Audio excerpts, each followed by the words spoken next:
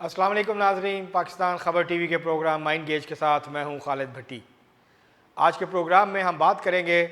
कि क्या रियासत को अपने शहरियों की खुफिया जासूसी या उन पर नज़र रखने की अखलाकी तौर पर इजाज़त है या नहीं, क्या ऐसा होना चाहिए या नहीं होना चाहिए। इस हवाले से पाकिस्तान में एक बड़ी ज़ोरदार किस्म की बहस छिड़ी हुई है जब से वफाकी हुकूमत ने ISI को ये इख्तियार दिया है कि वो फ़ोन टेप कर सकेंगे, वो जो है वो निगरानी कर सकेंगे लोगों की, उनके जो फ़ोन कॉल्स हैं उनको रिकॉर्ड कर सकेंगे। मज़े की बात यह है नाजरीन कि पाकिस्तान में ये प्रैक्टिस बहुत अरसे से, तवील अरसे से जारी है। पहले जब एनालॉग टेलीफोन्स हुआ करते थे तो ये काम करना खासा मुश्किल काम था, एक महदूद पैमाने पे ये काम हो सकता था। उससे भी पीछे चले जाएं तो जब टेलीफोन्स आम नहीं थे और जासूसी के आलात आम नहीं थे, टेक्नोलॉजी ने इतनी तरक्की नहीं की थी, तो उस वक्त भी रियासतें अपने शहरियों की खुफिया जासूसी करती थी, उन पर नज़र रखती थी। उस वक्त मैन टू मैन जो है वो, जिसको खेल की ज़ुबान में, हॉकी या फुटबॉल की ज़ुबान में कहते हैं मैन टू मैन मार्किंग, तो उस वक्त ह्यूमन रिसोर्सेज के ज़रिए उस वक्त जो है वो स्पेशल ब्रांच इंटेलिजेंस जो इंसान होते थे वो इंसानों के ऊपर जो है वो नज़र रखते थे। कुछ लोगों का ये फरीज़ा होता था कि वो लोगों पर नज़र रखें कि कहीं बगावत के बारे में तो नहीं सोच रहे, कहीं वो हुकूमत का या बादशाह का तख्ता उलटने की बात तो नहीं कर रहे। तो ये बहस आज की नहीं है, ये बहस नई नहीं है, ये बहस बहुत पुरानी है कि क्या रियासत को ये काम करना चाहिए या रियासत को ये काम नहीं करना चाहिए। जब जागीरदारी की रियासत थी तो उस वक्त भी ये काम होता था, लेकिन उसके जो ज़राए थे वो बहुत ही जो है वो कम सतह के थे और इतने जदीद आलात मौजूद नहीं थे लोगों की जासूसी करने के लिए। अब जब से टेक्नोलॉजी ने तरक्की की है, नई टेक्नोलॉजी आई है, AI IT, इसमें रेवोल्यूशन हुआ है, तो उसके नतीजे में अब जासूसी करना या किसी दूसरे पर नज़र रखना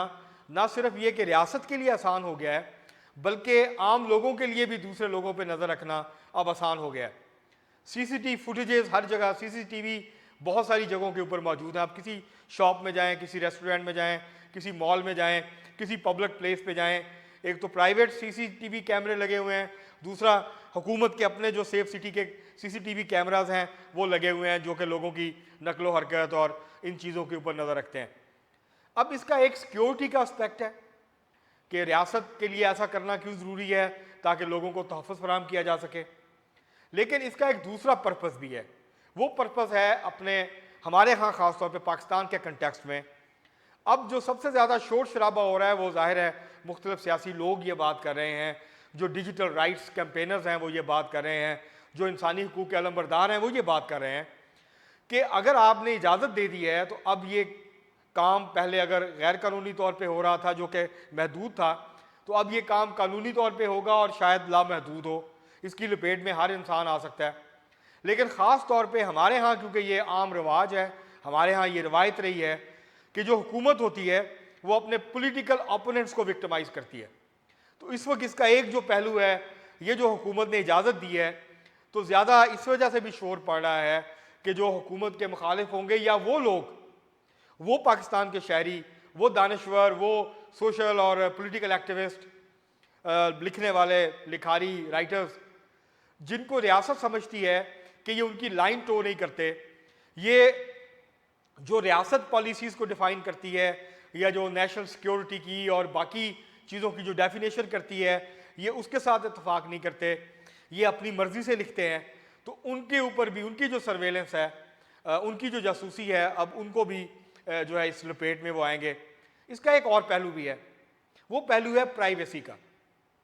अगर सिक्योरिटी एक अहम मसला है, अमन व अमान एक अहम मसला है,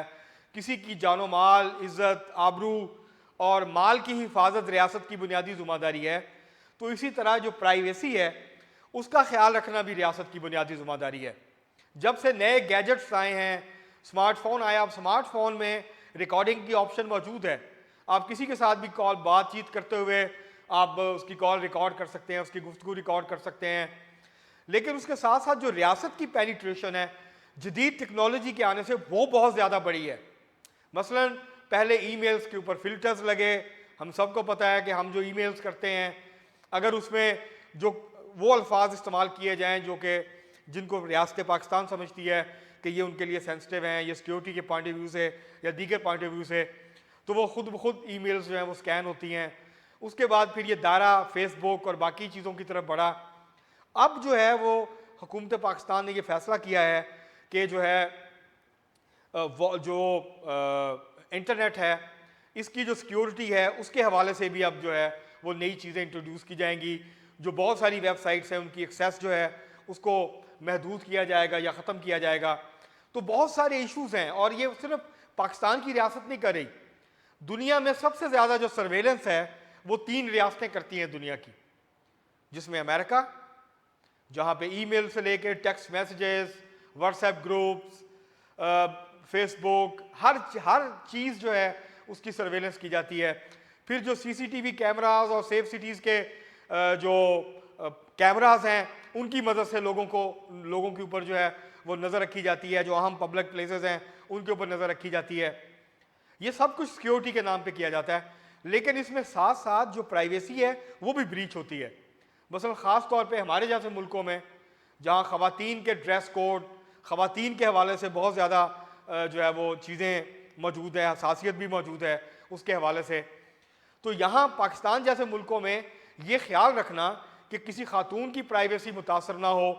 सिक्योरिटी के नाम पे, या अगर कानूनी तौर पे इजाज़त दे दी गई है किसी पे नज़र रखने की, तो कम से कम जो प्राइवेसी है, जो निजी ज़िंदगी है, उसके अंदर दखल अंदाजी ना की जाए। इस बात को मेक श्योर किया जाए। बाहर के मुल्कों में फिर भी ख्याल रखा जाता है, काफ़ी सारे ज़ाब्ते हैं और काफ़ी ज़्यादा जो है इस बात को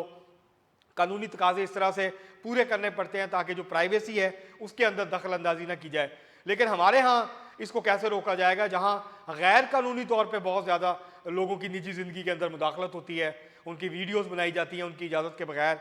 और आपने अक्सर देखा होगा कि रिपोर्टर्स जो हैं वो टीवी कैमरों के साथ माइक पकड़ के लोगों के घरों में दाखिल हो जाते हैं। ये भी ब्रीच है लोगों की निजी ज़िंदगी की।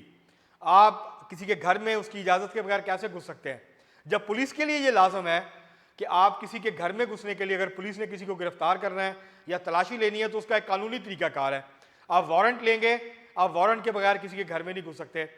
तो फिर इन गैजेट्स की मदद से, टेक्नोलॉजी की मदद से लोगों के घरों में उनकी इजाज़त के बगैर कैसे घुसा जा सकता है, या इस बात को कैसे जस्टिफाई किया जा सकता है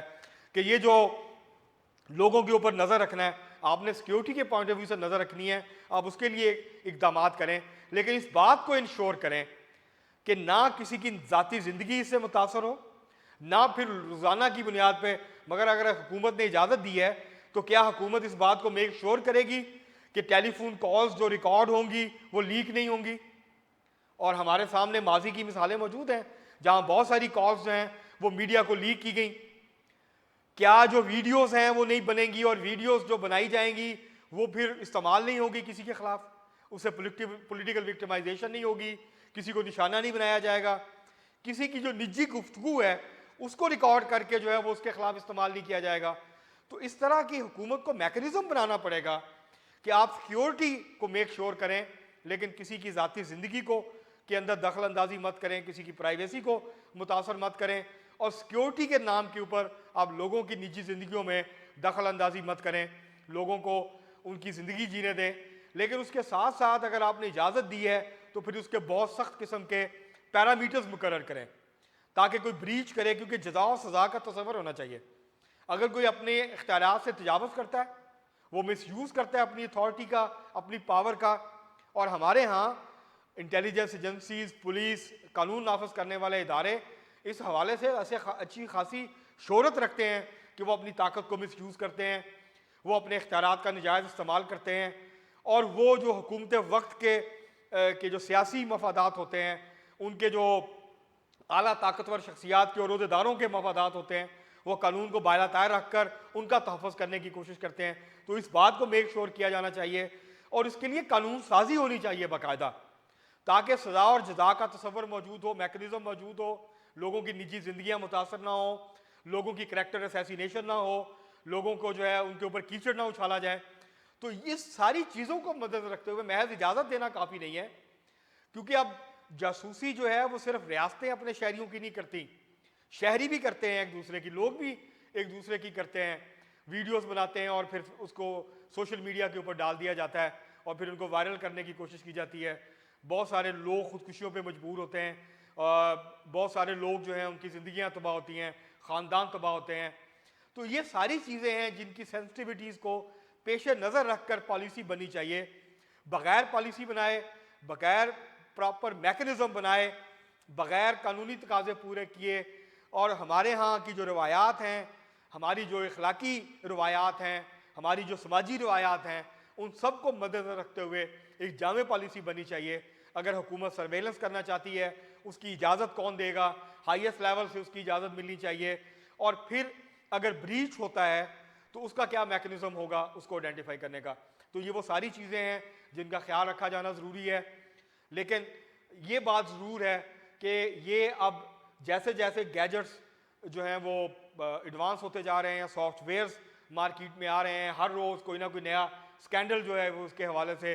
सामने आता है कि किस तरह सॉफ्टवेयर्स की मदद से, किस तरह से मुख्तलिफ ऐप्स की मदद से लोगों का डाटा तक रसाई हासिल की जाती है और फिर उसको इस्तेमाल किया जाता है। तो ये सिलसिला नहीं होना चाहिए, इसका ख्याल रखा जाना चाहिए। सिक्योरिटी ज़रूर जो है उसके हवाले से इकदाम हों, लेकिन ज़ाती ज़िंदगियों में दखल अंदाजी, विक्टिमाइजेशन और जो करैक्टर असैसिनेशन है उसकी वो नहीं होनी चाहिए। और इस तरह से फिर वीडियो रिकॉर्डिंग्स जो हैं वो करके फिर वो सोशल मीडिया पे वायरल नहीं होनी चाहिए या मीडिया के ज़रिए वायरल नहीं होनी चाहिए। अब तक के लिए इतना ही, बहुत शुक्रिया।